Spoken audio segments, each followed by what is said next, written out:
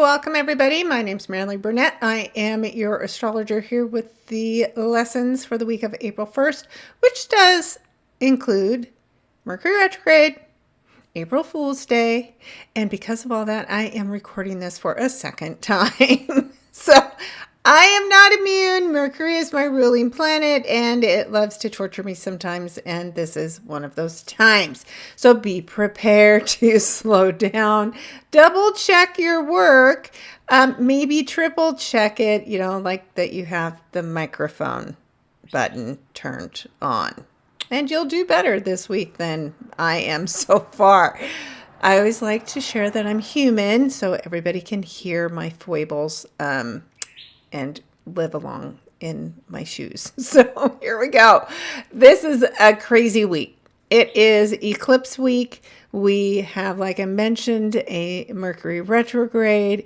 We have a solar eclipse that will be next Monday, but we are going to be in that intense energy all week. So we will be talking about that in detail. This is an eclipse like we have not seen in our lifetimes, and it will be intense. And so the energy leading up to it can be intense, especially if you're trying to avoid the work. So it's not time to avoid the work. It is time to show up and do it. If you are new to my channel, don't forget to click on that subscribe button and go to my website, marilynburnett.com, and join me there too. I did just mail out the April horoscope. So if you join my newsletter, you get those sent out to you for free.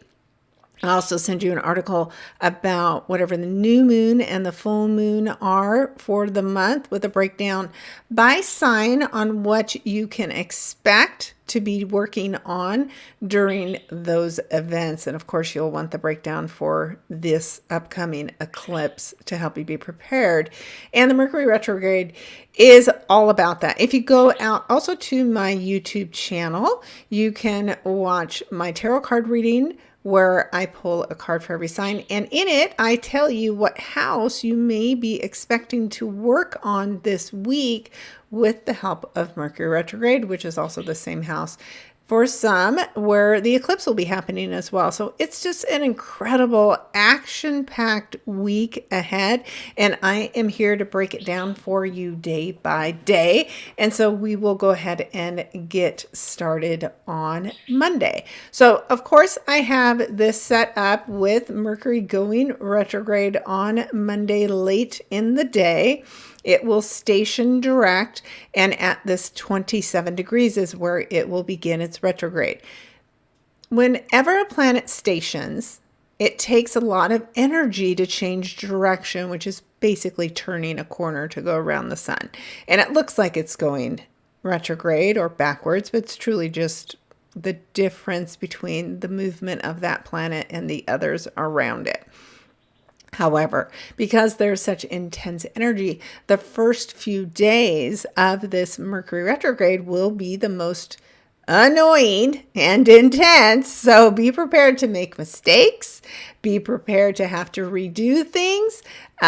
We'll have this over the next 3 weeks, but it's the first few leading up to it, as I experienced today several times, that it can really cause problems. So be prepared to slow down, especially traveling, because Mercury does rule transportation. And so specifically, if you have this retrograde and this work going on in your third house, which rules your transportation, like your vehicle, then you want to really slow down and be careful. It's also about communication devices. So having problems with your phones, your computers, back up all your work, make sure you're on autosave, save an extra copy, name it something different, like just do the extra steps, even though you don't think you have to and you've never had a problem in the past. Mercury's all about redoing things.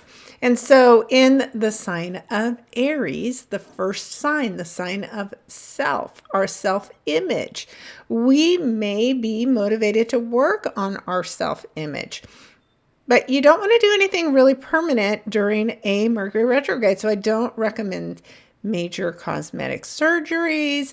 I don't recommend any kind of unnecessary surgeries.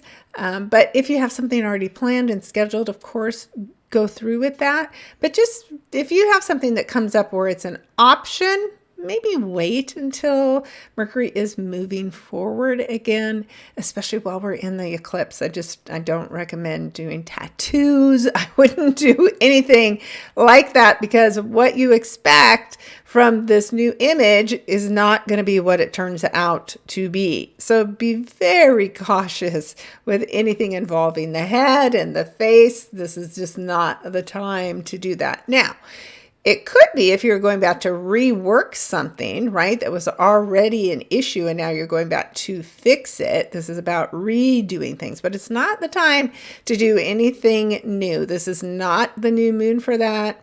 This eclipse is not the energy to do anything new that can create a dramatic change on your physical body.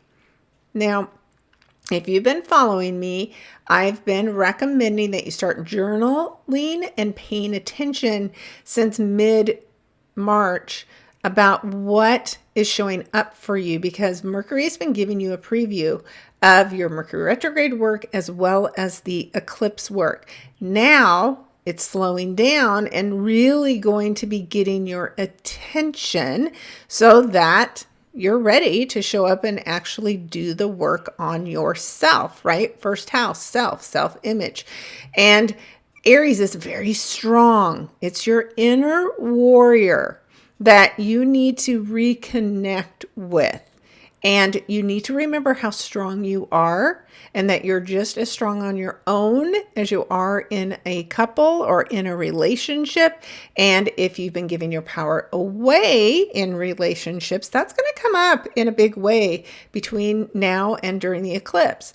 Now, Mercury's already touched off on that eclipse point too. So like I said, Mercury's been really giving you clues. Have you been paying attention?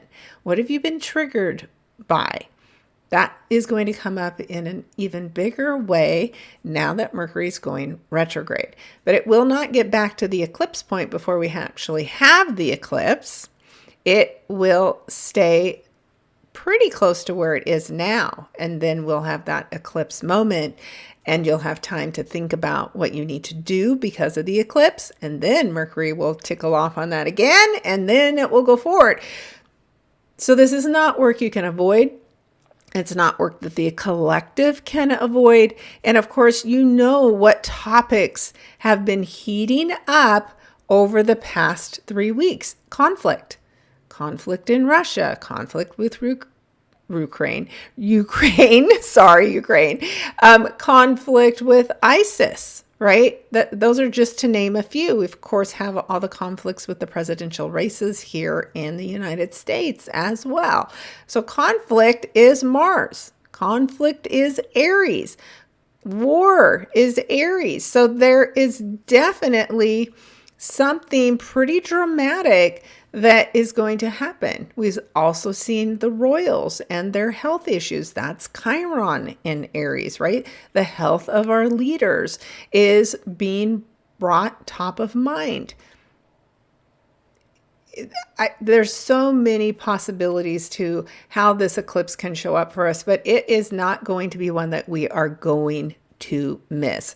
So you want to especially pay attention to these degrees between 15 and 27 of Aries that this Mercury energy is traveling over to see what your lessons will be. So on Monday, this is your first day, your first look at what energy is going to be showing up for you over the next 3 weeks. And you want to show up and you want to meet it. You don't want to hide from it. You don't want to get frustrated by it. Laugh at it if you can, which is how I laughed at myself when I had to re-record this video, and just do what you got to do. That is what Mars does, right? Mars energy, ruler of Aries.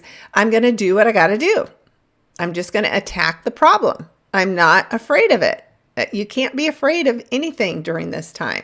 So Mercury rules the mind. It rules communication. Aries is warlike. It is a fighter. And so you need to fight for yourself. You need to stand up for yourself. You need to think for yourself. This is not about having a mob mentality. If there's any violence, for instance, this week and throughout the eclipse, it's likely to be brought on by individual people. because this is individual type of energy.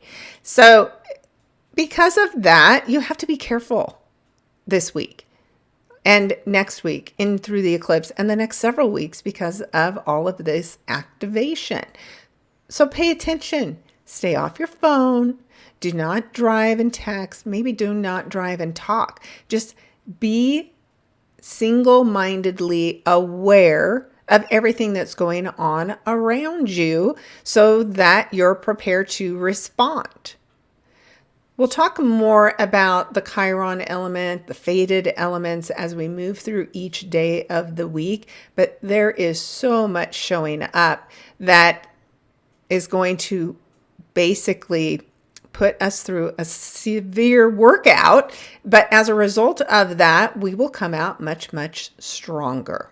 All right, so let's jump ahead. We're going to move to Wednesday. I'm not going to spend time on any days that don't have anything significant because we have plenty to talk about already.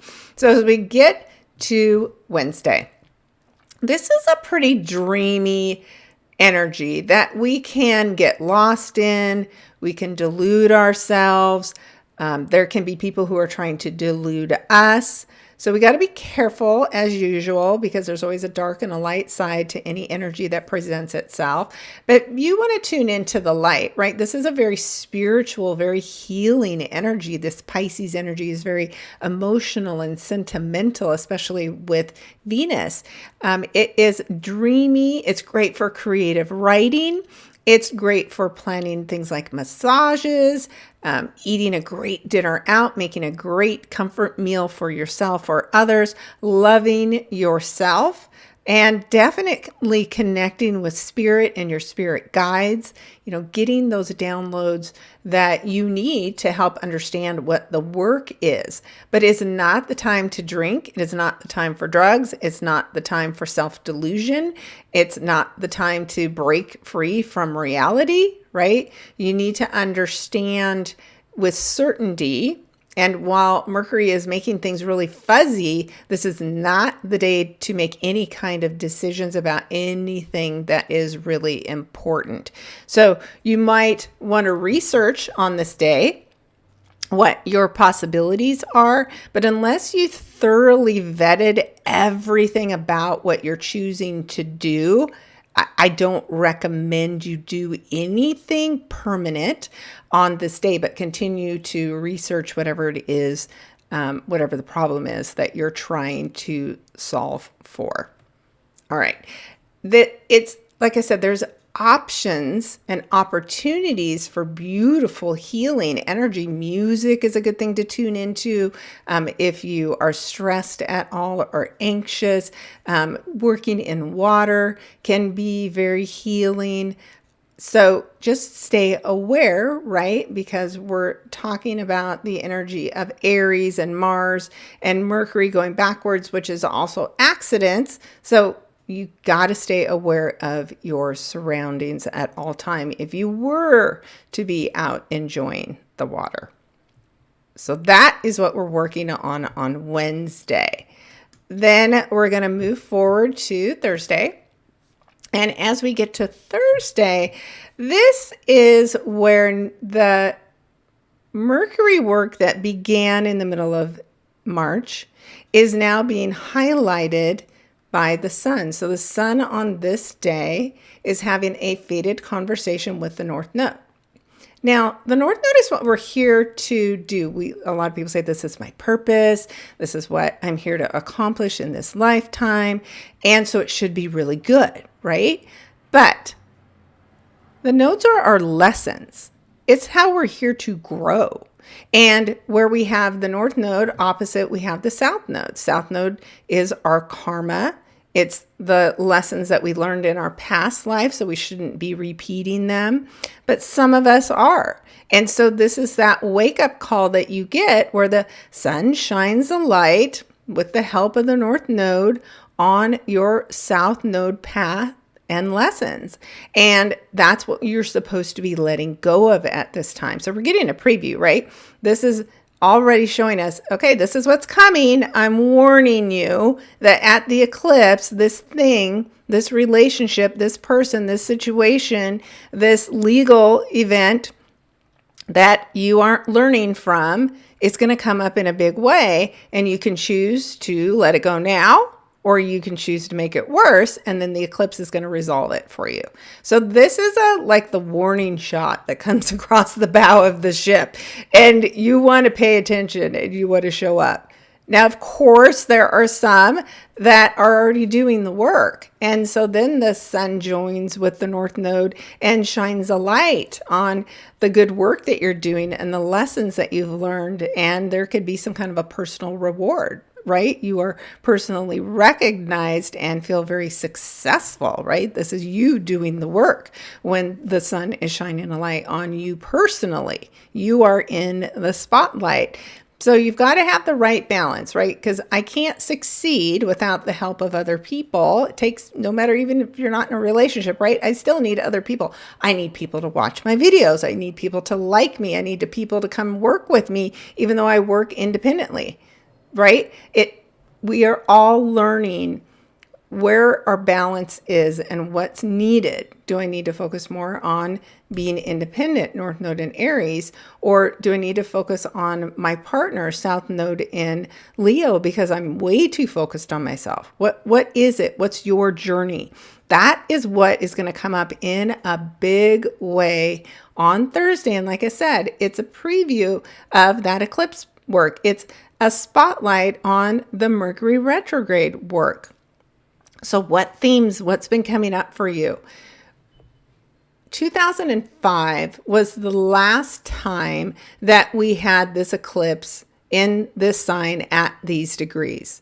So you can go back in your mind, in your photos, and take a look. What were you dealing with? How old were your kids? What schools were they in? What job did you have, right? Go back and think, what relationships was I in 2005? And what lessons was I learning at the time? What was I letting go of? What relationships were ending, right? Libra energy, with the South Node going in Libra, we have been seeing since July the ending of many relationships. We're starting to see legal responses that impact how we've related to people in the past, right? So Libra is justice, it's law, it's relationships, it's commitments, it's contracts, and the South Node is having karma related to all of those.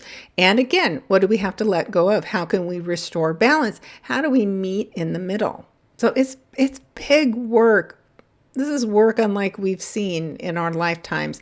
But for some clues to that work, you can go back to, what was coming up intensely for you in 2005. And if you didn't like it, what are you going to learn from it? What are you not going to repeat as a result of what you learned? That's what the South Node in Libra is about. I can learn from my past mistakes, and then I don't have to repeat them again. The point of the 19 years in the cycles, and all the planets have their own cycle, is not that we have to be stuck on a loop for another 19 years. It's so we can elevate and say, okay, that 19-year chapter is behind me, and I'm opening the door to a new 19-year chapter. I don't want to stay stuck. Trust me, you don't want to stay stuck. It's time to move on, and it's definitely time to heal. So that is the work that we will see on Thursday.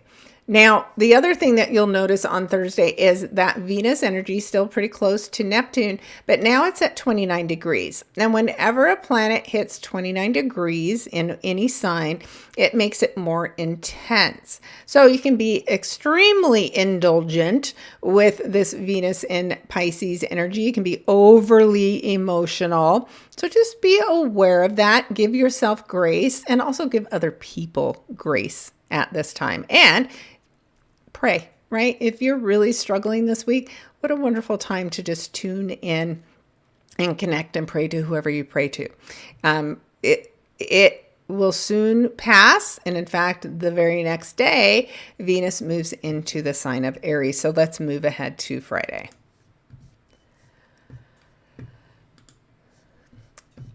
what I like about Venus in Aries, Venus in Pisces can see women being victims, right? There's a little bit of a victim mentality that is the potential of Piscean energy.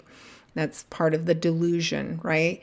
But when Venus moves into the sign of Aries, and Venus representing women, women are strong, right? Especially over these next 3 weeks. Women are fighting for themselves. Women are fighting for a cause. Women are coming together. And that means we may see women in positions of power that are very important and front and center in the news over these next several weeks. With the connection between Venus and Pluto, which rules death and transformation, I can see, again, there may be significant loss of an important female figure, a significant change in power where women are regarded highly. There's just a significant intensity, and it will be with us for the next couple of days. Pluto in Aquarius, right? Bringing power to the people, bringing transformation to the way people come together and unite. It's also very inventive and creative. But there's something about the conversation between Pluto and Venus that isn't always an easy one. Even though we feel like we're empowering women, there's still something about the powerlessness of women that can come up because we need to see, right, what we need to fix. And there may be something about that comes up over these next few days where we have this intense connection. And again, the 0 degree of Aries, the ingress of Venus into Aries, means that there is an extra intensity on Friday, and Pluto adds to the intensity on Friday. Okay, let's move us ahead to Saturday. On Saturday, what we'll see is that much closer connection between Venus and Pluto. If you watch me, you know I tell you that when the lines get more intense, and this is a sextile, then we have more intense energy to work with. So there's an intensity to Saturday with that connection between Venus and Pluto that might be more notable.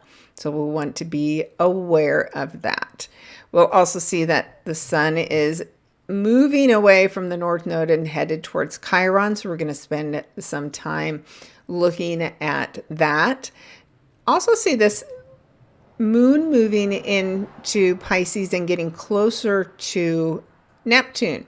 And so this, again, adds to more intensity, more emotions, much stronger intuition. So don't downplay it. This is a time where you want to not ignore that little voice. So if your little voice says, hey, maybe we shouldn't go on that trip. Maybe we shouldn't take the boat out today. Whatever it's telling you, you need to tune in and you need to pay attention to it.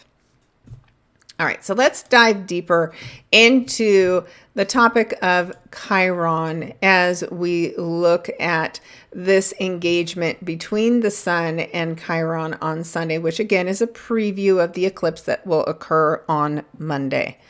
So Chiron as a mythical character, if you're new to it, was the centaur, right? Half man, half horse. His father disguised himself as a horse in order to get with the mom. And then they created this child that then neither one of them liked or cared for or appreciated. It's a dark tale. And so Chiron shows our inner wounds. This is our wounds from childhood, the wounds that we carry with us and don't even realize it. It can be a health issue or a health concern. So we're seeing the sun shine a light on where we're broken as a collective too, right? It's shining a light on the cost of war and the battles and the death that is being caused through war. This is not a gentle energy, and it is not something that's easy to see or even look at from a collective perspective, but we need to see what we need to see now so that we can resolve it. What we need to see, we've really been seeing escalate over the last several weeks, and we all know what that is, right? We're seeing the topics of the war in Ukraine. We're seeing the attacks in Russia itself. We're seeing the conflict continue to escalate here between presidents, and we're seeing lots of legal issues and battles. So all of that is going to just continue to escalate this week. And by the time we get to Sunday, it's going to be even more intense. This is why we need to be careful and cautious, because this is such a life-changing energy for the collective and individually that we just need to stay aware. You know, this inner warrior can be awakened in people that don't know how to handle their power and don't know what to do with all of this pain except for to lash out. And if you feel like that, you need to go listen to my inner child hypnosis session to help calm you and heal you. In fact, I would recommend doing it all week to just help you feel centered and focused on how to heal instead of staying stuck in your pain. Because the people that are going to be stuck in their pain this week are the ones that are going to be lashing out. And you don't want to be caught unawares by one of those people. That's why I'm recommending not to go beyond where you need to go. Don't take extensive traveling if you don't need to. Don't go to places that you're not comfortable going to on your own. Stay off your phone in public, stay aware, and stay connected, because this is you and your inner warrior that needs to be awake. And then, of course, you need to do your healing work. So where's the work going to show up for you this week? You can go watch my tarot card reading, and I do call out the houses. And of course, you can look for your sun, moon, and rising sign. And I'm just going to really briefly run through this to say, hey, this is what's showing up for you this week, potentially in this area. And you want to show up and you want to join with the energy and you want to do the work. Very briefly, Aries, this is showing up in your first house. This is you eclipsing out the things that keep you from being strong. And you have to show up and you have to do the work and you have to do the inner healing. Taurus, this is your 12th house.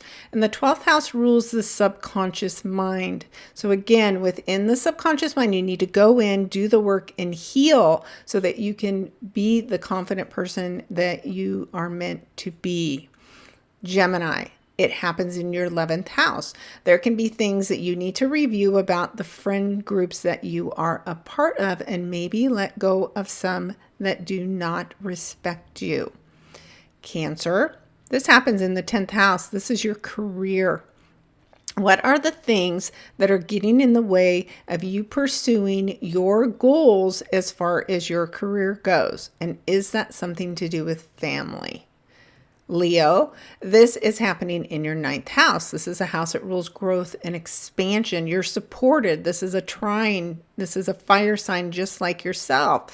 You are used to being on stage, but is there something more? Is there something bigger? Are you holding yourself back? Virgos, this is your 8th house. So this is about needing to make a tremendous change and transformation. Maybe this is you allowing somebody else to help you, for money to come to help you from other places. It's big work. Libra, you are the sign opposing Aries, so you feel the most tension. And of course, you just had a full moon lunar eclipse in your sign as well. So now another opportunity to see what you need to let go of in order to be strong and independent. You can't always choose taking care of everybody else before you take care of yourself. Scorpios, this is about the work you do, your health. Are you taking charge of your health? Are you taking charge of your day-to-day life? And if not, what can you do to change it? Sagittarius, this is in your 5th house. This rules your romantic relationships, your children, your hobbies. What are you doing to pursue your passions? What do you need to get out of the way so that you can do what you love? Capricorn, this happens in your 4th house. This is things at home involving your family. What are you doing to take a stand against your family if they're trying to keep you small? Where you're giving your power away at home needs to change. Aquarius, this is your 3rd house. This is all about the community that you're a part of. And if there is something about the community that you're a part of where you feel taken advantage of all the time, it's time to make changes. Pisces, this is your 2nd house. This is the money that you make. So the retrograde will show you this week, what is it that you need to change? Is it your mindset about the money that you make that you need to change in order for a great opportunity to come in for you? So there is potential for great things, but we got to do the work and we've got to do the healing, and we have to show up, and we can't hide from whatever the work is that is showing up for us at this time either. So don't be afraid of it. And there will be things that go on around us that will be shocking. They'll be disturbing. They'll be disruptive. But that doesn't mean we can't come together and solve whatever it is and heal together as a collective. Because Chiron ultimately was a trainer of the gods. He had experienced a lot of great pain, and that is the story of his pain is what led him to find peace and to heal. Sometimes we have to be pressured before we'll do the healing work. And that's what we're going to see this week. So what do you need to heal? I am sending you much love and much healing. Again, if you need help, I've got lots of resources out there to help you. I've got lots of free resources out there to help you. And I have very reasonable rates if you want to come work with me this week so we can brainstorm together on what could show up and how you want to show up and meet this energy head on. All right. Hopefully I can get this processed and edited and uploaded with the help of Mercury. Please. Thank you, Mercury.